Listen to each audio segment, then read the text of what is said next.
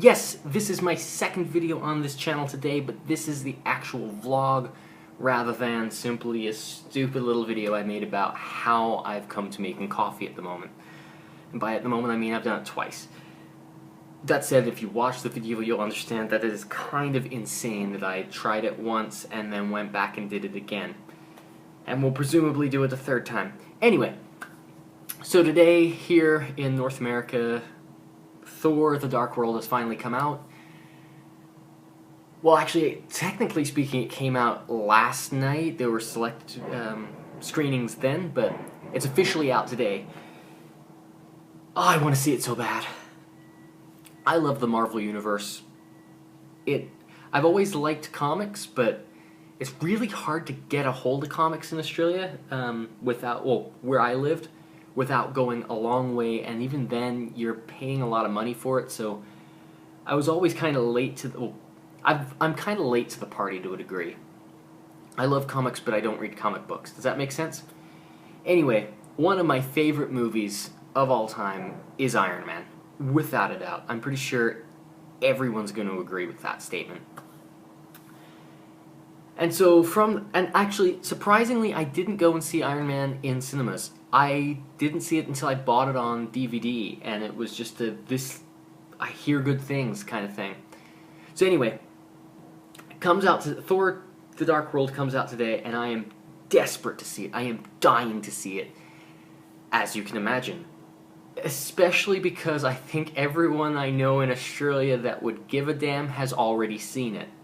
I don't understand why there's a week gap in release. I would think that would be a bad move for the studios, but obviously they know something I don't, so leave it to the powers that be. Anyway, it's out today, dying to see it.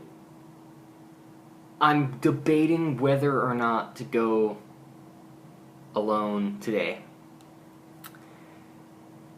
My cousin is keen to see it, but she's not available until like Monday or Tuesday. Tuesday will be cheaper tickets. That is undeniable. But I really want to see it. So I'm thinking I might just go and see it today, and maybe go see it with her again later. This sounds awful, but part of the reason I just want to go and get done with is because we vaguely made plans to go see Gravity, and then, well, she's busy. That's wholly understandable, but it just kept being put off and put off and put off, and I don't want that to happen with Thor. So I've already told her straight up, if I can't wait, I'm just going to go see it without her. So I think that's what I'm probably going to do. Yesterday I tried to justify it. I almost went to one of the early screenings last night. I tried to justify it to myself, if I got X amount of work done, then I'd go and see it as a reward.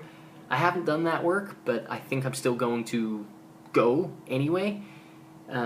Yes, that's really bad for willpower and so on, but I think I just need to get it out of the way, because I'm desperate to see it.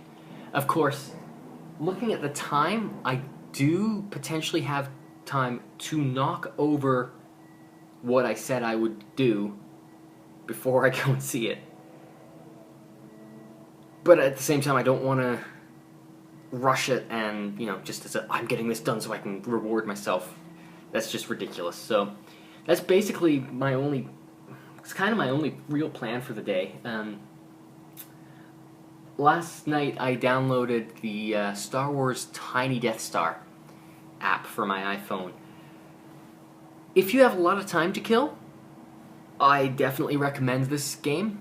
If you do not need any more distractions in your life, stay away from it. Stay as far away from it as possible. Apparently this is just the Star Wars themed version of another game that's called Tiny Tower. So either one of those, it's probably best to avoid it. It is free. There are in-app purchases if you don't have the patience to wait it out, because most of the tasks are timed. So say you need to order something, it's going to take X amount of time depending on a number of factors. Anyway, if if you're looking for it, it's really fun, but it does suck up a lot of time because you kind of nickel and dime your way into spending more and more time there. I think there were multiple moments last night where I was just, oh, I'll just do this. It's just another 2 minutes. Oh, it's just and before I knew it, I think I must have been sitting there playing this damn thing for well over an hour, which is not the best use of my time, I must admit. So yeah, check it out, don't check it out, up to you.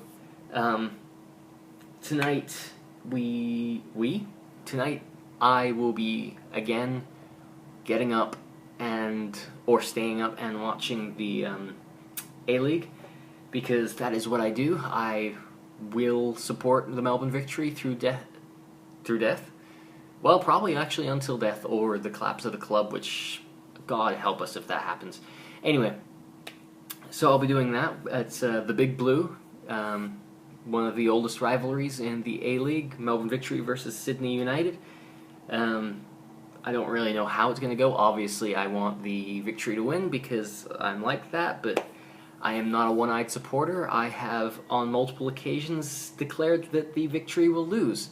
However, I'm feeling really good about it. So far, Kevin Muscat has a 100% record as a coach.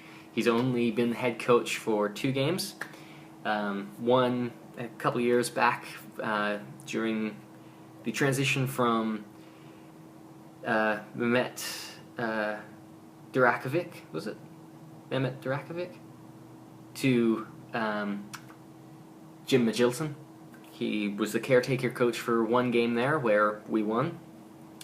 And then his first as the official head coach ongoing last week, which was, full power to him. I mean, it's amazing to see a club legend such as Kevin Muscat go from foundation captain, help lead the club through 2 championship wins,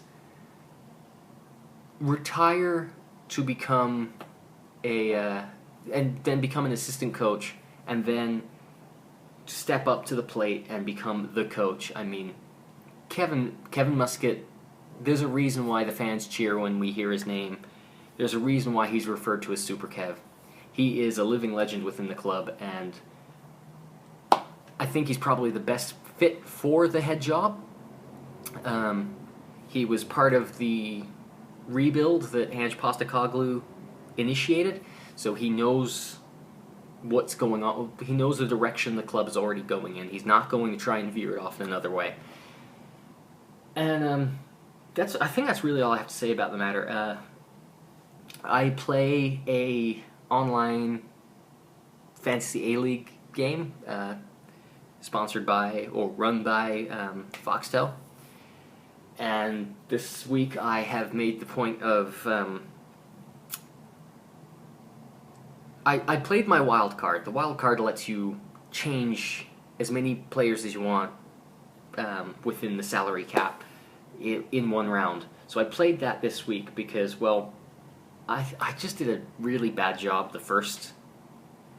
when I first picked my team. I now have 4 or 5 rounds, whatever it is, under the belt, so I have a bit more of an idea of how clubs are playing.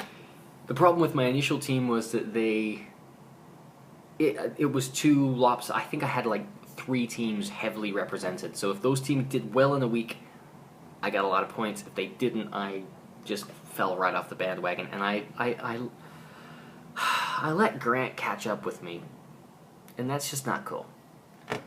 So anyway, A-League, I have to call one of my mom's old friends today because I spoke to him very briefly within 2 days of me arriving into Vancouver and haven't called him back.